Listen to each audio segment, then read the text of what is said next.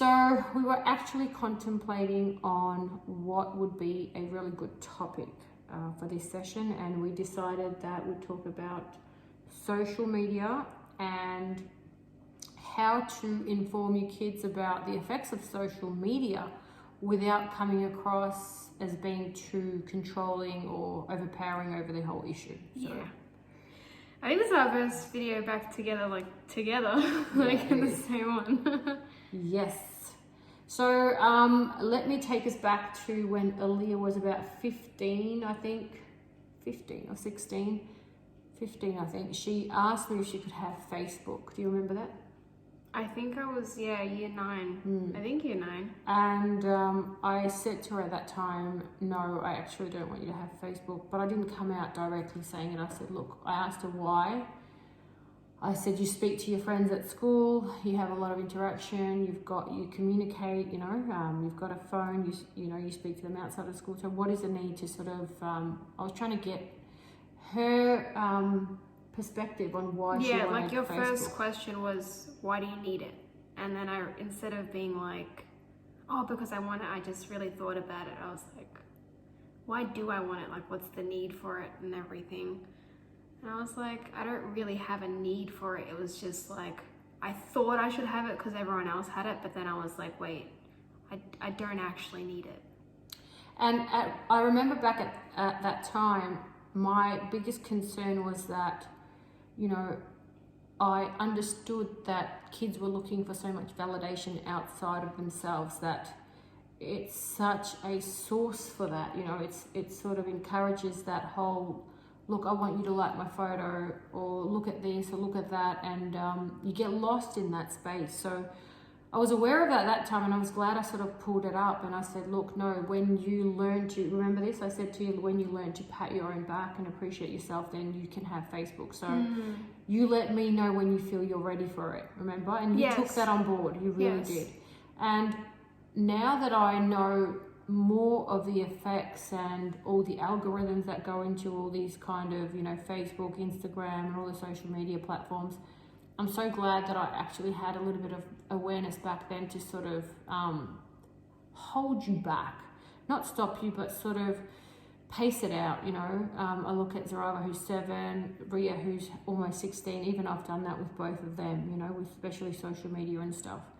And I'm really glad, because even from the lighting of the actual programs, the blue light, which is not good for you, like I mentioned, the algorithm that sort of gets you addicted for that dopamine hit over and over again. How many people flick through unnecessarily on Instagram, checking people out. So many girls lose self-confidence from just looking at things that are not real on these kind of platforms. And even if they are real, there's a lot of comparison.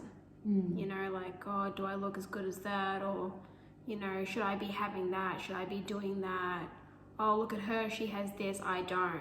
And then it brings on a sense of like lack. Yes. And okay, so I was sort of like really, really glad that when I sort of approached you with the sort of no, you understood it, but at the same time there were reasons why you accepted my no, because you never saw me scrolling through Facebook, right? You never saw me spending hours and posting pictures, and so you knew that what I was telling you I was practicing first. So is that the first? For me, it's the first rule. Like, for me to be able to say, look, I want you to stand back a little bit, I want you to understand something, I had to apply those principles. So do you think that helps if a parent is trying to teach their kids about social media, or warnings about social media? Do you think it's necessary that the parent is also applying those things?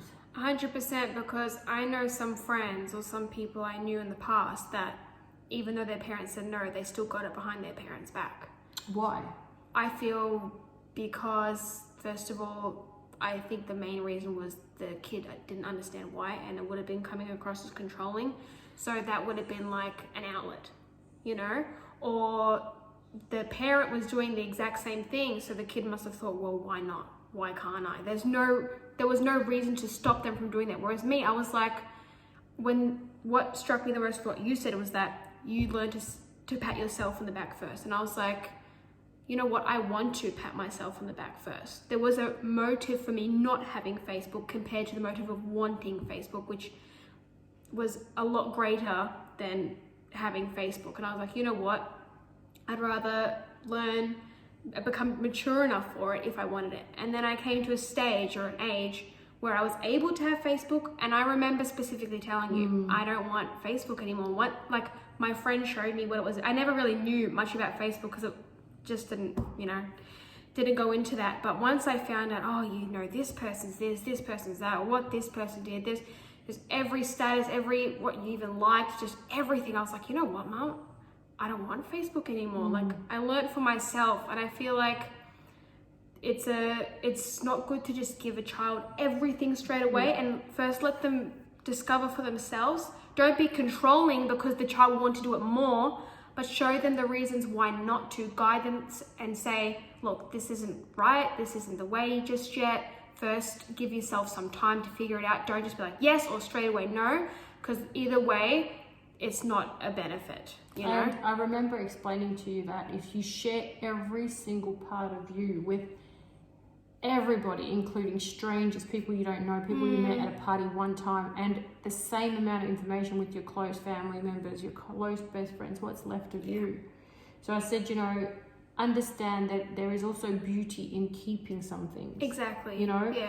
Honor that, you know? Yes. So I guess 3 things that I really would suggest to parents to sort of implement these sort of talks and changes for kids, especially these days with device use. First thing I would say is not to preach, but actually represent that you're not also on Facebook 24/7 or Instagram scrolling endlessly, you know. If you are, you know, my kids do use devices, but, you know, I always make sure that there is accountability. I always do a self-check, right? We always do a self-check, like how much have you used it? Like, you know, do you feel, and I always put the power back in their hand. I say, what do you feel? Have you been overusing it? It's not like a control thing. It's a like more self-reflection thing. Like instead of being like, oh, I better not do this or else Mom's going to be mad at me. It's more like, why am I wasting my time doing this? Yeah, so there's no reason to. So remember, so the first thing is practice it first as a parent, then implement self-awareness towards the device, like teach your kids to have their own self-checking. And the third thing I really do is dinner times and all that, we put our phones away, we put our devices away. And, you know, if sometimes, you know, it can happen where life, like look at the coronavirus, it's actually, I'm sure a lot of people have been using more devices and stuff, but what you can do is sort of have timeout zones where you have a box or you have an area where you go, okay, 2 hours, those devices stay in that box or in that area, no one touches them, and they're away from everybody.